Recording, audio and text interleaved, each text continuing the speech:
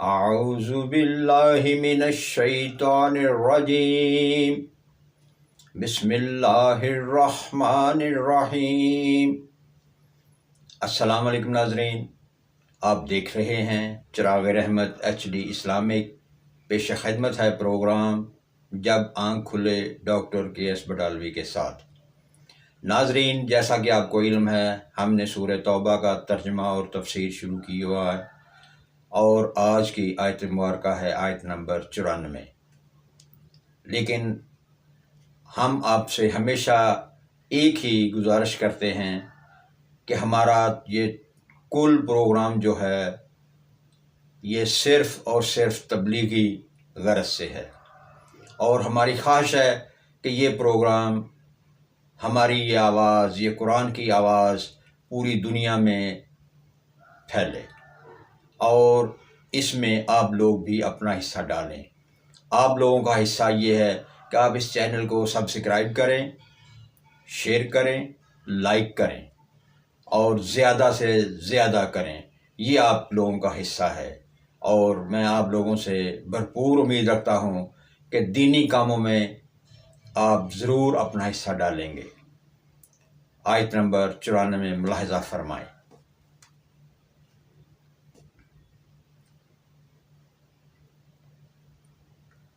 یتعذرون الیکم اذا رجعتم الیہم قل لا تعتذروا لن نؤمن لکم قد نبأنا اللہ من اخبارہم وسیری اللہ اعمالکم ورسولہ ثم تردون إلى عالم الغیب والشہادۃ فینبئکم بما کنتم تعملون۔ ناظرین، پہلے بھی ہم نے یہی عرض کیا ہے، اور اب بھی ہم یہ عرض کرتے ہیں کہ یہ تمام آیات جنگ تبوک کے حوالے سے ہیں، اور تبوک سے واپسی پر یہ ساری آیات نازل ہوئیں، اور اس میں اللہ تبارک و تعالیٰ نے اپنے پیارے نبی حضرت محمد صلی اللہ علیہ وآلہ وسلم کو ان مشرکین اور کفار کا حال بتایا کہ ان کے معاملات کیا تھے، وہ کیوں نہیں شامل ہوئے جہاد میں۔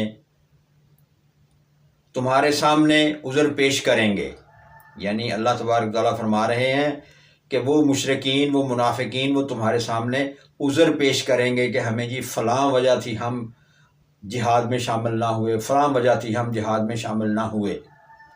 جب تم ان کی طرف واپس آؤ گے، کہہ دے عذر مت کرو، ہم ہرگز تمہارا یقین نہیں کریں گے۔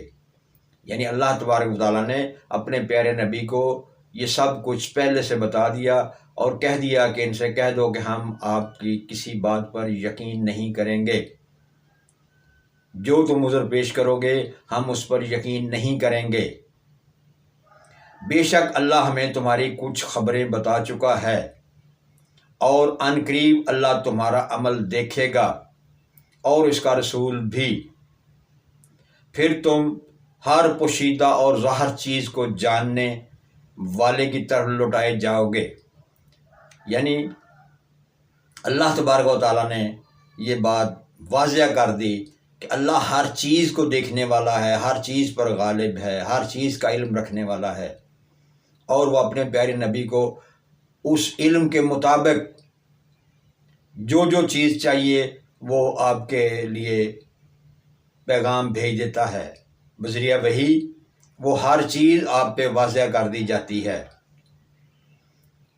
اور اب بھی یہ چیز واضح کر دی کہ ان لوگوں نے جھوٹ بولا، ان لوگوں نے منافقت کی، اس لیے وہ پیچھے رہے، اور اب یہی بات کہی گئی ہے، اور ساتھ میں یہ بھی تنبیہ کر دی گئی ہے کہ عن قریب اللہ یہ سب کچھ دیکھے گا، اور آپ لوگوں کا اعمال آپ کے سامنے پیش کر دیے جائیں گے۔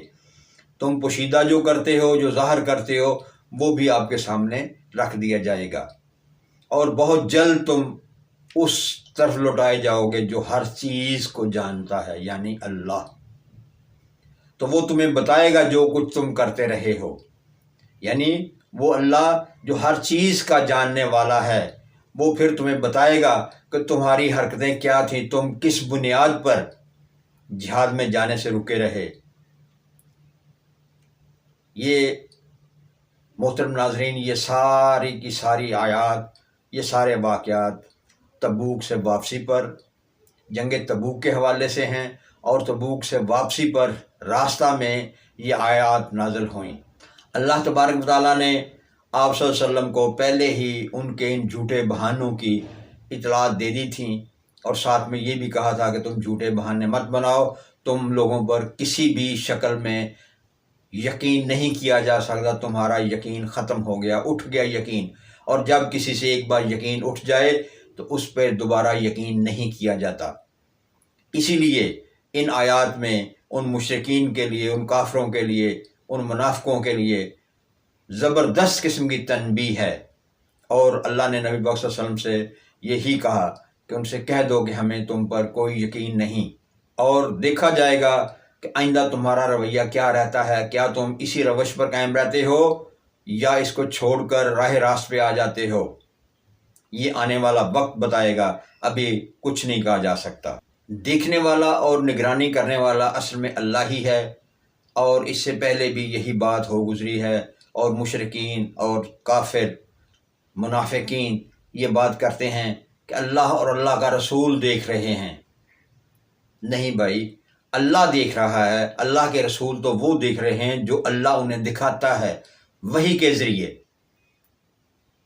इस आयत में भी यही बात है, और इस आयत को लोग, मुशरिक लोग जो हैं, मुनाफिक लोग जो हैं, वो इस दूसरे रंग में लेते हैं, जो कि दूसरा रंग गलत है, क्योंकि अल्लाह तबारक व तआला ने बहुत जगह ये बात कुरान में वाज़ह की है कि मैं अपने प्यारे नबी को जो मैं चाहता हूँ वो दिखाता हूँ, यानी वही के ज़रिए वो पैगाम पहुँचा देता हूँ।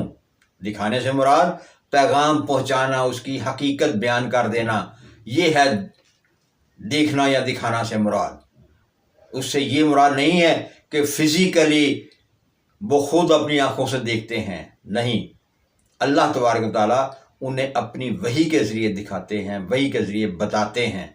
दिखाने से मुराद है बताना, जो बता दिया गया वो हकीकत है, और यही हकीकत है कि अल्लाह के नबी को अल्लाह अपनी वही के ज़रिए तमाम हालात से आगाह कर देते हैं, जो आने वाले हैं, जो होने वाले हैं, या जो हो रहे हैं। और मुशरिकीन को इसमें ये भी वार्निंग, तनबीह की गई है कि आइंदा कल को आपने उस मालिकुल मुल्क के सामने पेश होना है जो गायब का जानने वाला है, जो आप ज़ाहिर करते हो, जो पोशीदा करते हो, वो सब वो जानता है। इसलिए इसमें किसी किस्म का कोई और मामला, कोई और इस्तदलाल नहीं है, कोई और इसके मानी नहीं है, ना लिए जा सकते हैं। इसी सूरह मुबारका की आयत नंबर 105 में अल्लाह तबारक व तआला ने साफ साफ कह दिया, तुम अमल करो, पस अन करीब अल्लाह और अल्लाह का रसूल और मोमिनीन तुम्हारे अमाल को देखेंगे। ईमान वाले, तो क्या अल्लाह के सिवा रसूल और मोमिन भी सब कुछ देख रहे हैं और हर बात से वाकिफ़ हैं? क्या ये मुमकिन है? जो लोग ये समझते हैं वो डायरेक्टली अल्लाह पर तोहमत लगाते हैं शिर्क की। मोमिन होने का ख्याल तो इन हजरात के अपने बारे में भी होगा। ज़रा अपनी हैसियत और अपने इल्म की रसाई पर गौर फरमाएं तो बहुत समझ आ जाएगी। सूरह नमल की आयत नंबर 65 और सूरह आराफ की आयत नंबर 188 पर भी एक नज़र डालें, और यही सूरह तौबा की आयत 101 ला तअलमुहुम नहनु नअलमुहुम पर भी गौर फरमाएं। इन आयात में मुनाफिकीन का इखलास से पलट आना या पलटने की दावत भी शामिल है।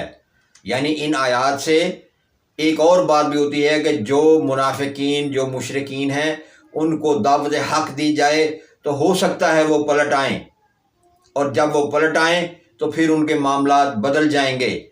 जब वो पलटेंगे उस वक्त उनके तमाम पिछले गुनाह माफ़ कर दिए जाएंगे, क्योंकि अल्लाह का ये फरमान है कि तुम नेकी की तरफ आ जाओ, तौबा इस्तगफार कर लो, पिछले गुनाह माफ़ हो जाएंगे।